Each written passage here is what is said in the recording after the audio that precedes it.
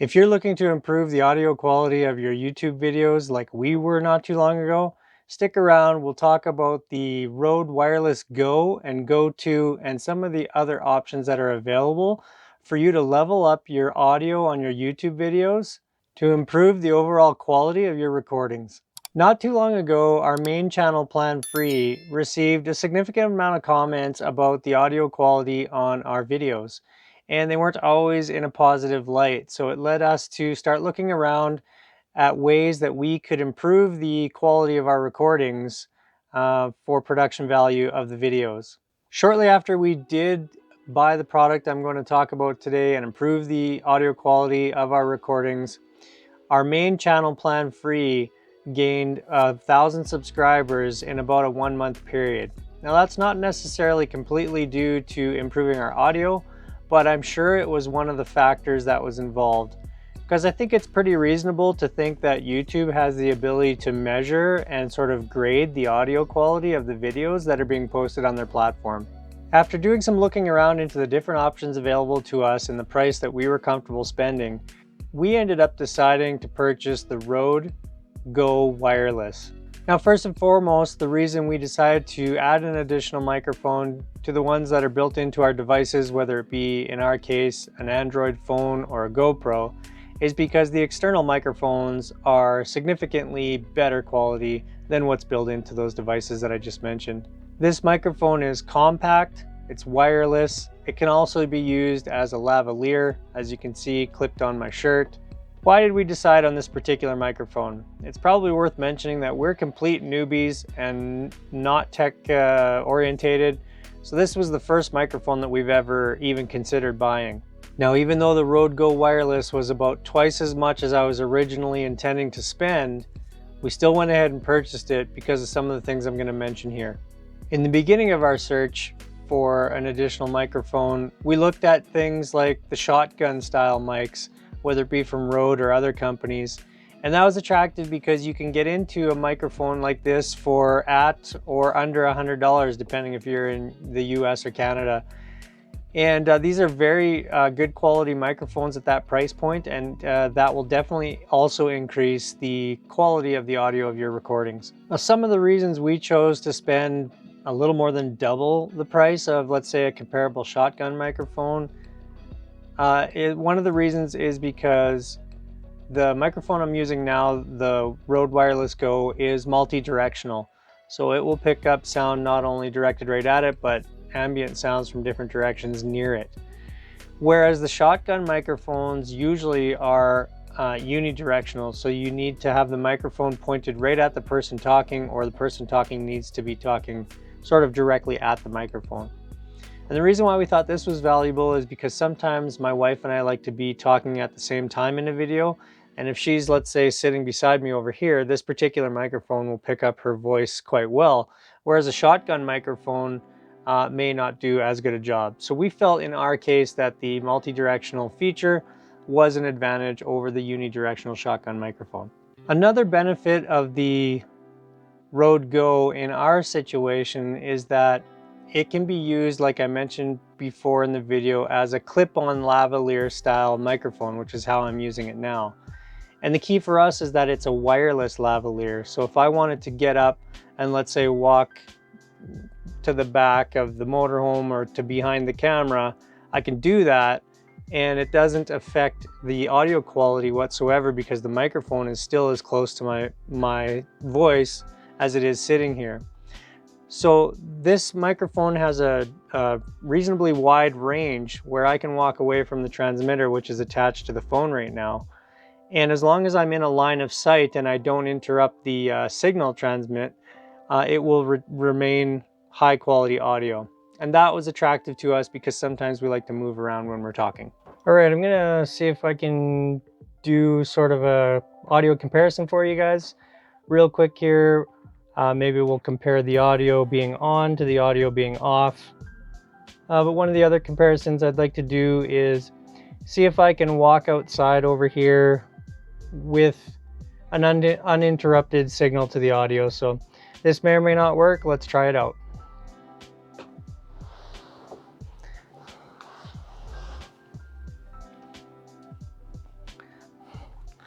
All right, I'm just behind the camera now, about to step outside. I'll see you over there in a bit.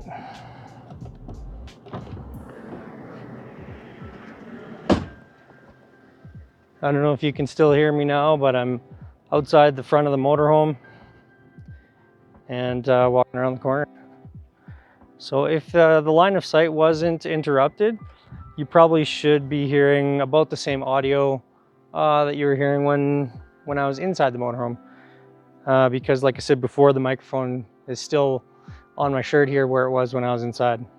So let's maybe try to do a comparison. Excuse the noise as I take it off my shirt. But let's do a comparison of it with it in front of me compared to, I'll put it behind my body and you can see the difference. So audio test. Audio test. Audio test. Audio test. So hopefully that difference is noticeable to you and you can sort of get an idea of what it might be like to have this microphone as opposed to not have it. Anyways, hope that helps you out. One thing I would recommend as it relates to volume levels of your voice and distortion with this microphone is that there's an adjustment button on the microphone. I think it's a dB button. It has 3 different settings, low, medium, and high. We found that the low setting is probably the best for the least amount of distortion while retaining the best audio quality. Play around with it for your own preferences, but that's what we found through using it for a little while now. When we bought the Rode Wireless Go, it was around $299 in Canada. I believe it's around $229 now. It's available in the black version, which I have, and also available in white. Very briefly after we purchased the product, Rode came out with the Go Wireless 2, which I kind of wish I would have known about. I may have spent the extra $70 to $100 to go to that product, but essentially the feature difference as it relates to my interest anyway is that the Go Wireless 2 comes with 2 of these microphones so that you can have 2 different subjects mic'd up like I am right now at the same time. And that would be probably of value to us, so I would have considered purchasing that product. The Rode Go Wireless 2 is around $399 in Canada currently as I'm filming this, and about $299 in the USA. When I opened up my Rode Wireless Go, it came with this handy little carrying pouch. It's like a neoprene pouch with Velcro strap, and I use it all the time. It's kind of how I put the microphones away when I'm done using it. And a couple other nice little features was they have the dead cat wind filters that will come in the box as well. And these are handy if, like me, you're recording outside fairly regularly. So I use these often on the mic. I think that Rode could probably improve the way they clip on a little bit. But other than that, they're an excellent way to reduce the amount of wind noise you've got when you're outside. You can recharge your microphones anytime you like with this cable that Rode supplies. They actually supply 2 of them. One for the transmitter, one for the microphone, and it's a USB to mini USB cord. So you plug the USB into any charging device, your laptop, a wall charger, what have you, and you can recharge these microphones at your convenience. Once you charge them, I find they stay charged for a very long time. So you won't have to be charging them all the time unless you're using them for long hours. One thing of note is that if you're plugging the Rode Go Wireless into another device, let's say in my case an Android phone, or I believe also a GoPro as well, and maybe some of the cameras, you'll need what's called a TRS to TRRS cable adapter. When I was watching the video on how to connect it, the presenter talked about the necessity for a microphone adapter if the person was using an Android phone, which I'm using now. And so I bought the microphone adapter. I would recommend, if you're not in a hurry, first off, purchase it without and test the Wireless Go to see if it will work straight in through the TRRS cable into your phone from the transmitter, because when I bought this microphone adapter and hooked it up the way that it was suggested on the video, it didn't work. But when I skipped this adapter and hooked the TRRS straight into the phone, then it worked.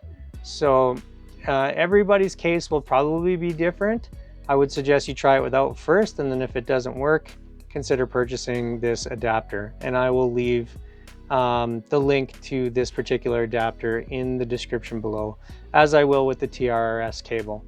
Overall, a couple months later, after using this product for a few videos, I'm very happy with the upgrade in audio quality that's come through using it, and I'm happy with the reasonable purchase point. Yes, I would like to have spent a little bit less, let's say with a shotgun mic, but because of the added features that I've mentioned on the Rode Wireless Go, above and beyond a shotgun microphone, again, I'm satisfied with the price difference. And if I had to do it again, I'd buy the product.